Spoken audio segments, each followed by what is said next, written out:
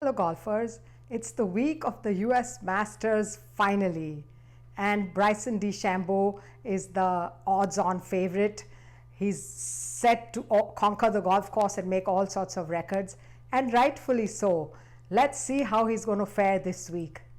A look at his first victory of 2020 during the Rocket Mortgage Classic shows that of all his strokes gained statistics, he scored consistently well in strokes gained off the tee and strokes gained putting, with a positive score on all 4 days, which is indicative of how much better he was than all the others in the field in those aspects of the game.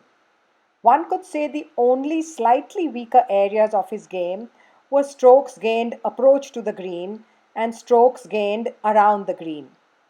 Moreover, several recent reports of a practice round at Augusta National indicate that Bryson is hitting the ball so far that he has just a 7 or 8 or 9 iron to the green on par 5s and pitching or sand wedges to par 4s.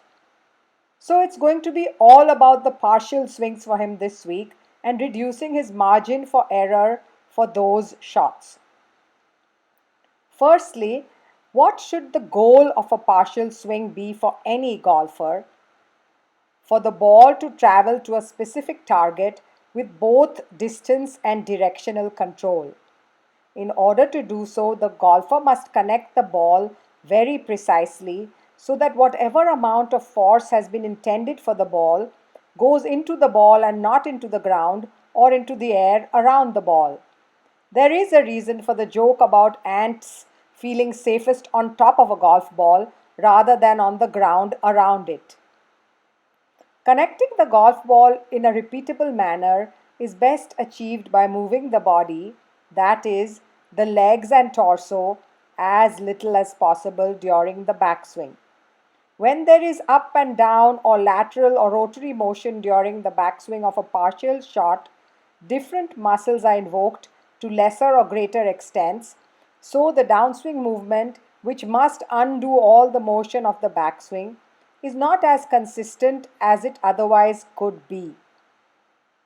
An ideal partial swing shot is one in which, from the top of the backswing, the arms can simply drop down so that the club arrives at the ball with no extra movement of the torso required to pull the arms and clubs through. Try this drill. From the top of your backswing, simply drop your arms down without moving the body. How much distance remains for the club to reach the ball?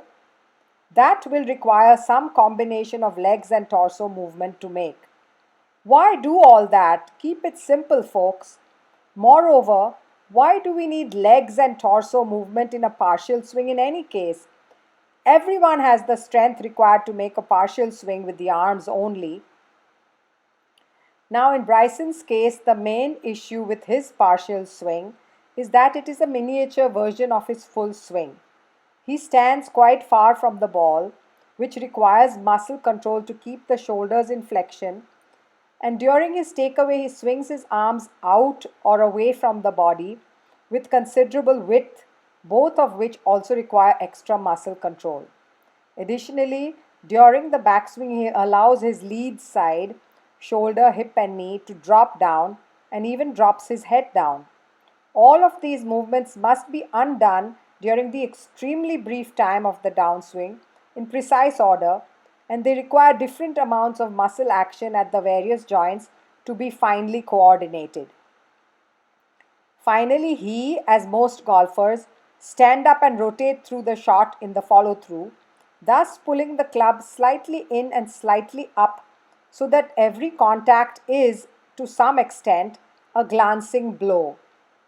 While, of course, a lot of practice can allow a skilled golfer to make desired movements, in order to improve the margin of error, especially under pressure, the simpler the motion is, the better, as that allows it to be more consistent and reliable.